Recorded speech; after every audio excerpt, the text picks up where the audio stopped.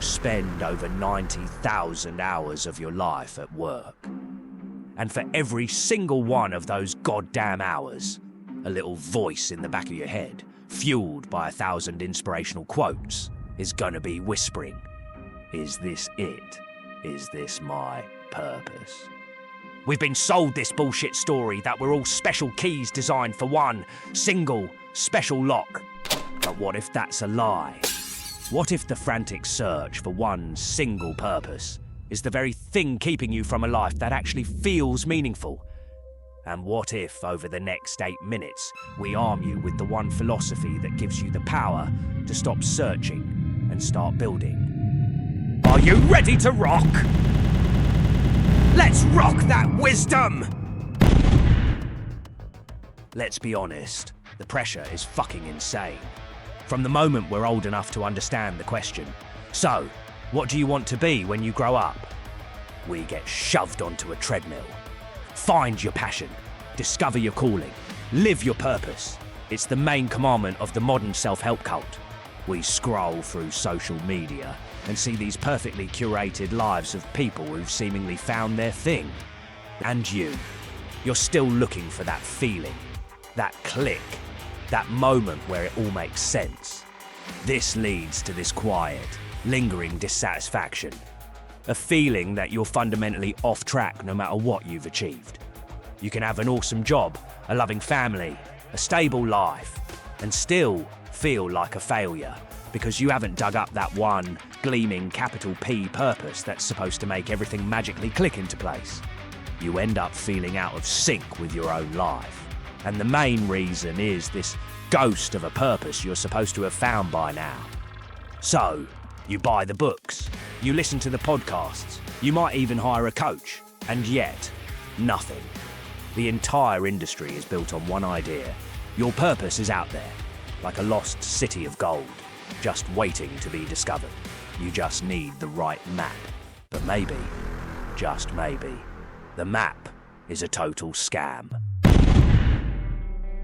The purpose industry is genius because it profits from our anxiety. It invents a problem, this idea that you're incomplete without a singular marketable passion, and then it sells you an endless buffet of solutions. It's a hamster wheel of self-doubt. You're told to look for the burden that breaks your heart, because that's where your calling lies. Find the one thing that fires you up. But what if like 10 things fire you up? Or what if nothing does? At least not consistently. What if your burden is just the general soul-crushing weight of existence and, paying bills? You end up sitting around feeling anxious and frustrated, convinced you're defective because you haven't won the magical lottery bonanza of a life vision. The quest for meaning becomes this massive source of stress. The burden of not having a purpose becomes a new purpose in itself. The purpose of finding a purpose. It's fucking exhausting. We're told that finding our purpose will make us leap out of bed every morning, ready to solve all our problems. But this obsession with some perfect final destination just makes us miserable right now. We start treating our actual lived experiences as nothing more than a waiting room. This isn't just unhelpful, it's actively harmful. It makes us feel hollow, empty, and fundamentally broken. It's a game rigged against us because the prize it's selling doesn't actually exist. So, what if we just stopped? What if we took this whole idea of a predestined purpose, set it on fire, and danced around the flames? Enter Jean-Paul Sartre, an objectively ugly, chain-smoking, death-staring French philosopher who looked like he hadn't slept since the war. Sartre was a huge deal in a philosophical movement called existentialism, and he had a radical, liberating, and frankly terrifying idea that flips the entire concept of purpose on its head. His most famous line is, "Existence precedes essence." Now, that sounds complicated, but the idea is brutally simple. For most things in the world, their essence, their purpose, or design comes before they exist. A knife maker knows what a knife is for, cutting shit. Its essence is predefined, and then the knife is made to fulfill that purpose. For centuries, we were told that humans are the same, that a god, or nature, or some cosmic plan decided our essence first, and we were born to fulfill that pre-written job description. Sartre, being an atheist, called bullshit on that. He argued that for humans it's the other way around. We just show up. We exist. We are thrown into the world with no predefined purpose, no cosmic blueprint, no instruction manual. First we're born, we appear on the scene, and only afterwards do we define who we are. There's no fixed human nature, no objective meaning to find. We aren't keys searching for a lock. We're just lumps of metal, and we have to decide for ourselves if we want to be a key, a crowbar, or a really inconvenient paperweight. That's what existence precedes essence means. You exist first. You define yourself second. But there's a catch. Since there's no pre-written script for your life, you are completely, totally, and radically free. And this freedom isn't some gentle suggestion. It's an absolute condition of being human. You're free to choose your values, your actions, your identity, everything. But here's the catch. This freedom is also a terrible burden. Sartre famously said, "Man is condemned to be free." Condemned. Because you didn't choose to be free, but you are. And once you're thrown into the world, you are responsible for everything you do. Every choice you make, from your career to what you eat for breakfast, is a brushstroke in the painting of who you are. And there's no one to blame or thank but yourself. This realization is the source of what existentialists call anguish or existential dread. It's that dizzying, stomach-dropping feeling you get when you truly get it. You are the sole author of your life, and there are no guidelines.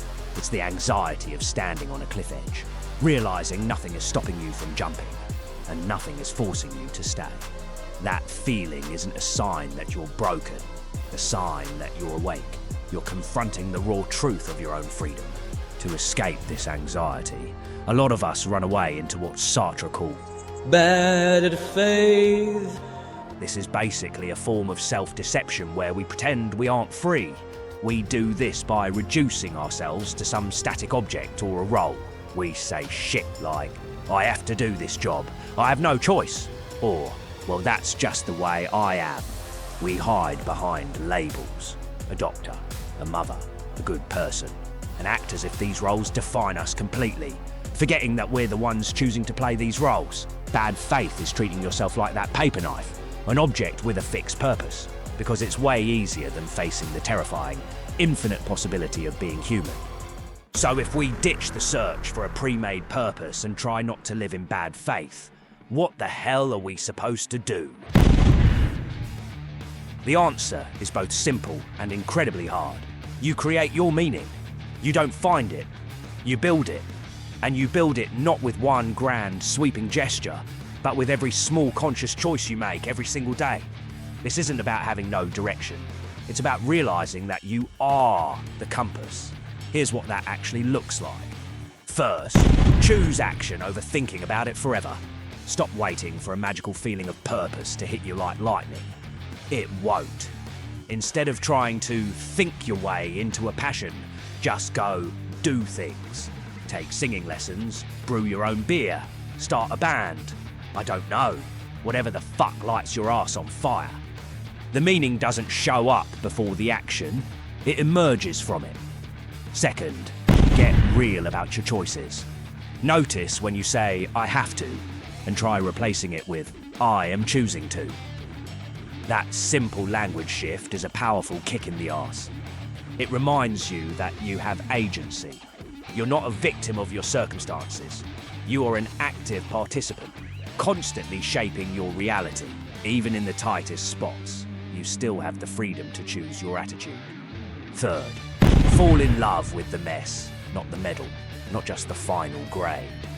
The pressure of purpose makes every project a pass-fail test for your entire existence. If you let that go, you can find value in trying something and hating it, in starting a project and never finishing it, in just fucking around. The point isn't to arrive at a destination. The point is to genuinely engage with the world. Finally, accept that you're never done. You are not a static thing to be defined.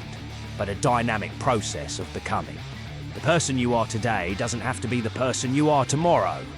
This is the ultimate strength of having no preordained purpose. It gives you the infinite potential to reinvent yourself again and again for the rest of your life. The idea that you must find your purpose is maybe the most disempowering myth of our time. It tells you that you're incomplete, a puzzle piece waiting for a box.